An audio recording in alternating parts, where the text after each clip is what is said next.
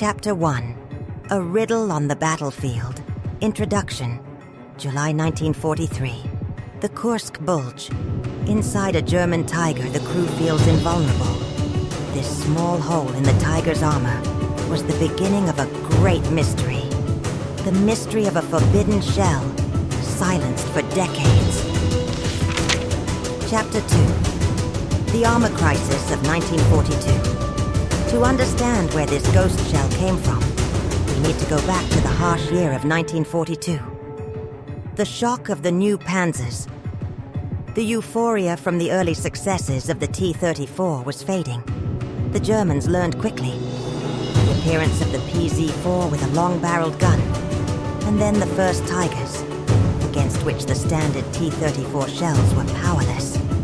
Industry at its limit. Factories evacuated beyond the Urals, working to the point of exhaustion. Creating a new tank or gun from scratch was impossible. It required months and colossal resources. Shell hunger. This was a hunger not for quantity, but for quality. Tankers wrote in despair about their shells simply bouncing off German armor. Psychologically, it was unbearable. Dozens of shells in the ammunition rack, and not one guaranteed a kill. This bred fatalism. The search for a solution. An answer was needed. Fast, cheap, and effective. Not a new gun, but a new shell for the old gun. An idea based on physics. To concentrate energy on a small area. What is more effective? Hitting a wall with a pillow or a steel crowbar? Chapter 3. The Birth of the Coil. Genius in simplicity. The solution was genius in its simplicity. A sub-caliber shell. Principle of operation. A lightweight body is accelerated to a tremendous speed. Inside, a small, incredibly heavy, and durable core. Upon impact, the body shatters, and the core, like a crowbar, pierces the armor. The perfect metal, the role of the crowbar, was to be played by tungsten. Twice as dense as lead, hard, refractory. A core made of tungsten carbide did not deform, transferring all its energy into penetration. The BR-350P design, the anatomy of the shell. A tungsten core, a steel sabot, a lightweight body with a ballistic cap. For its characteristic shape, the shell was nicknamed the Coil. Why not other materials? Other hard alloys were considered, but tungsten was ideal in its combination of density and strength. Experiments with simply increasing the mass of a steel shell or early-shaped charges were deemed less effective or too complex. Chapter 4. The Battle for Tungsten and the Secret Design Bureaus. The development of the shell was a real engineering thriller, led by the talented designer Nikolai Romanovich Burmistrov. Problem number 1. Where to get tungsten? The main deposits in the Caucasus, Ternios, were lost or in the combat zone. Tungsten became strategic resource number 1, more valuable than gold. It was needed for incandescent lamp filaments, and most critically, for cutting tools on machine tools. Without tungsten cutters, the entire defense industry would halt. Economy and Lend-Lease. Every gram was accounted for.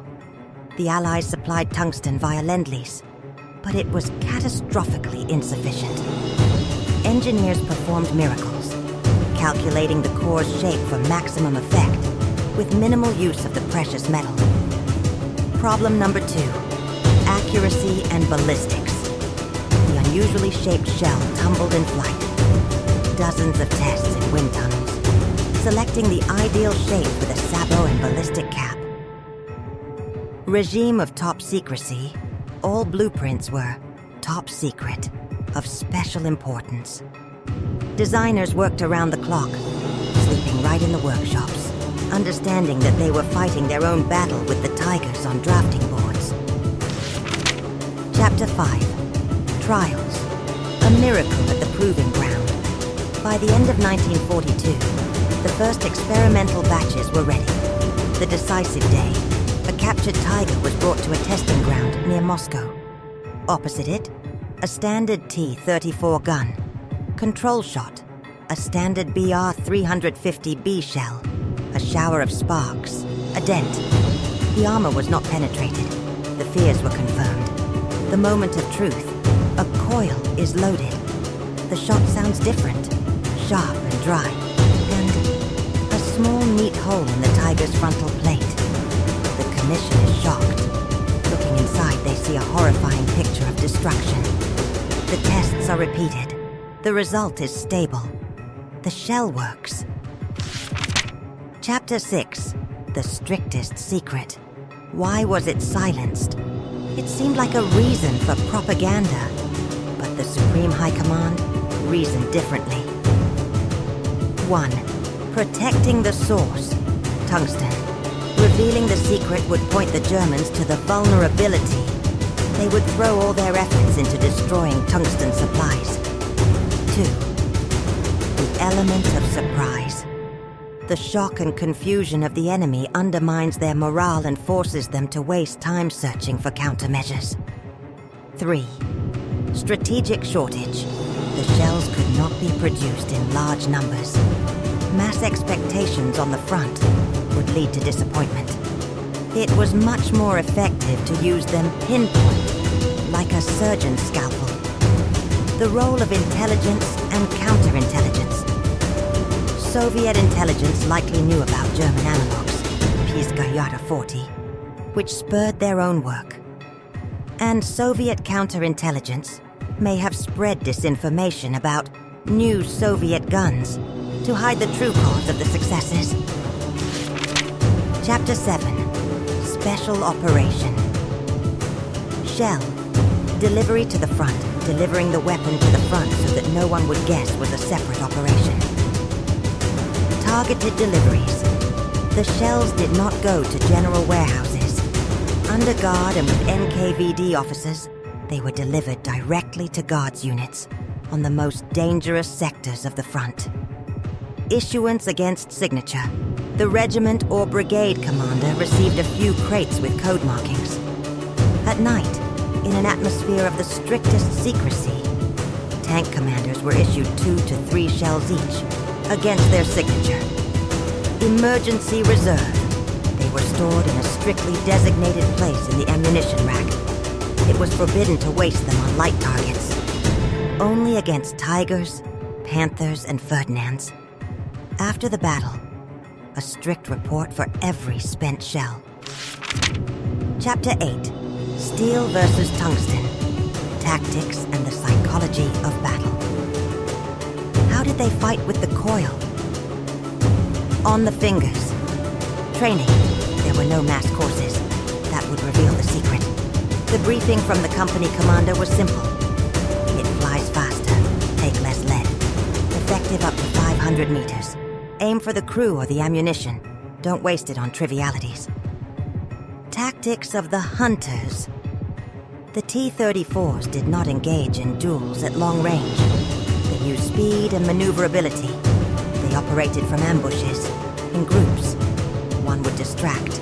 Others would close in for the lethal shot. They hid in the folds of the terrain, waiting for the Tiger to come within point-blank range. Psychological shift for Soviet tankers. The appearance of 2 to 3 coils in the ammunition rack turned them from cannon fodder into hunters. Fatalism disappeared, replaced by confidence and the courage to maneuver. Shock and fear of German tankers.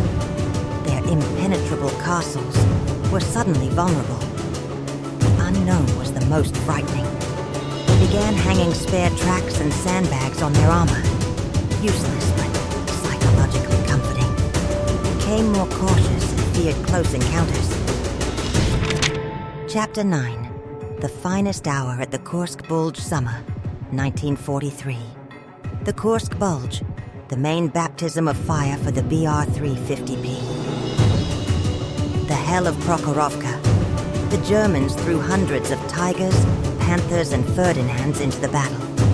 In this chaos, the T-34 was weaker in a head-on duel. A tactical turning point. The Coils changed the rules. Soviet tankers waiting for the right moment made one precise shot from 500 to 600 meters.